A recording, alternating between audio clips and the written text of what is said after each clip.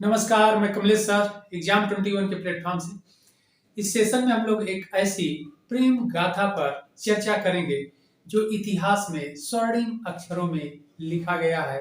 और यह ऐसी प्रेम गाथा है कि नायिका से यानी प्रेमिका से पिता और पुत्र दोनों ही स्नेह करते हैं यानी प्रेम करते हैं।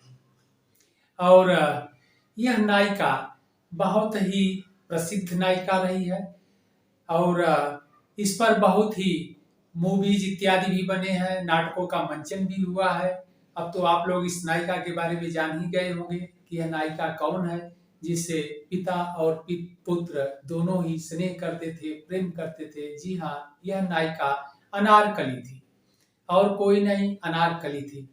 और यह अनारकली मुगल बादशाह अकबर और उनके पुत्र सलीम जो आगे चल करके जहांगीर के नाम से बादशाह बना यानी शासक बना, इन दोनों के प्रेम की कहानी है। पहले अनारकली से अकबर प्रेम करते हैं, फिर आगे चल करके जहांगीर भी प्रेम करते हैं। और जब इस बात की जानकारी बादशाह अकबर को हुई कि अनारकली से मेरा बेटा सलीम जो जहांगीर है वह भी प्यार करता है, स्नेह करता है, तो अकबर बहुत नाराज हुए और वह अनारकली को जिंदा ही दीवार में चिनवा दिए।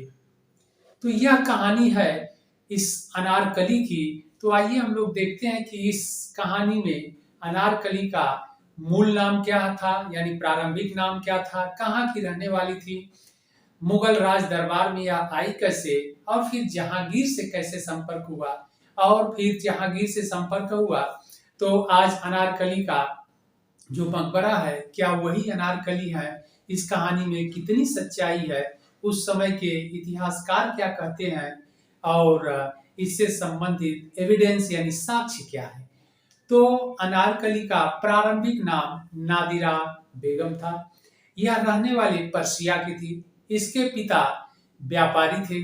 वह व्यापार के सिलसिले में भारत आ रहे थे, तो काबुल के पास डाकुओं ने उनकी हत्या कर दी। और फिर मुगल सैनिकों द्वारा नादिरा बेगम को पकड़ लिया गया। और फिर इन्हें उस समय काबुल के जो हाकिम थे राजा मान सिंह थे, राजा मान सिंह के समक्ष इस नादिरा को लाया गया। और नादिरा इतनी सुंदर थी कि राजा मान सिंह ने इस नादिरा को देखकर बड़े खुश हुए। और फिर इसे उन्होंने इस बात का आदेश जारी किया कि इस नादिरा को जहां पना मुगल बादशाह को उपहार स्वरूप यानी भेंट प्रदान करेंगे, जिससे जहां पना मुगल बादशाह अकबर हमारे ऊपर बहुत प्रसन्न हो जाएंगे और हमारे पद यानी मनसब में और वृद्धि कर देंगे। तो राजा मान सिंह इस नादिरा को मुगल बादशाह अकबर को भेंट किए।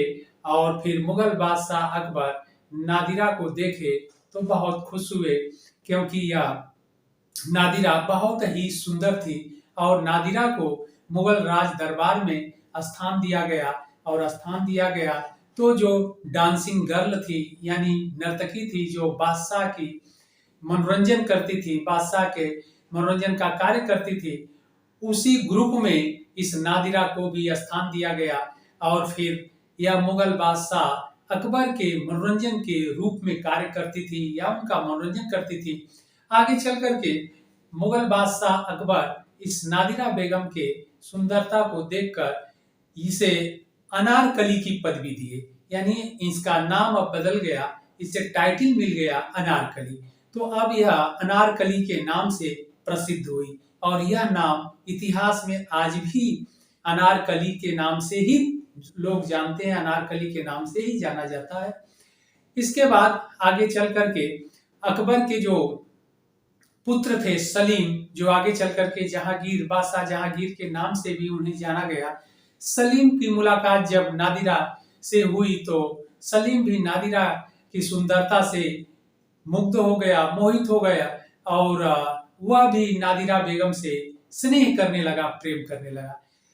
हालांकि कुछ अनुश्रुतियों के द्वारा यह भी जानकारी मिलती है कि मुगल बादशाह अकबर और अनारकली से एक संतान भी उत्पन्न हुआ जिसका नाम दानियाल था।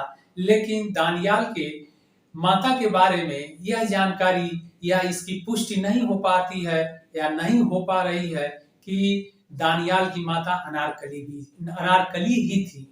लेकिन एनीवे फिर आगे हम लोग बढ़ते हैं, फिर इसकी सत्यता से संबंधित हम लोग जांच भी करेंगे। फिर आगे जो है चल करके जहांगीर जो था वह भी इस अनारकली से स्नेह करने लगा और ऐसा ज्ञात होता है कि जहांगीर और अनारकली से भी एक पुत्र की प्राप्ति हुई और वह पुत्र परवेज था। लेकिन ये बातें कुछ फैक्ट्स या तथ्य या साक्ष्य यह गलत इसे घोषित करते हैं या इस परवेज जहांगीर और अनारकली से उत्पन्न पुत्र के बारे में क्वेश्चन मार्क क्रिएट करते हैं कि जो परवेज थे वह उनकी माता साहिब जमाल थी, वह भी पर्सिया की रहने वाली थी। लेकिन कुछ लोगों का यह मानना है, इतिहासकारों का, कि नहीं, अनारकली का ही नाम जहांगीर ने बदल करके साहिब जमाल रखा था। एनीवे जो भी कुछ हो, लेकिन यहाँ पर यह तथ्य जरूर सामने आता है कि अनारकली से अकबर और जहांगीर दोनों स्नेह करते थे, जो दोनों प्रेम करते थे और दोनों पिता पुत्र से के द्वारा अनारकली से एक एक संतान प्राप्त हुए थे। जब इस बात की जानकारी जहां पना मुगल बादशाह अकबर को हुई कि सलीम भी अनारकली से स्नेह करता है, प्रेम करता है, तो बादशाह अकबर बहुत नाराज हुए और सलीम को जहांगीर लाहौर से इलाहाबाद भेज दिए। इलाहाबाद अभियान पर उसे बंगाल और उड़ीसा का गवर्नर नियुक्त करके इस प्रकार जहांगीर वहां से चल दिया और अकबर अनारकली से बहुत नाराज हुए और उसे जीवित ही जिंदा ही दीवाल में चिनवा दिए। आगे चल करके जब इस बात की जानकारी जहांगीर को हुई तो वह भी बहुत दुखी हुआ और अपने पिता से बहुत नाराज हुआ। यहाँ तक की जानकारी मिलती है कि वह अपने पिता अकबर से के विरुद्ध विद्रोह भी कर दिया था इलाहाबाद में रह करके। फिर जब वह बादशाह बना तो उसने लाहौर में अनारकली का मकबरा बनवाया और उस मकबरे पर आज भी अनारकली का नाम खुदा हुआ है।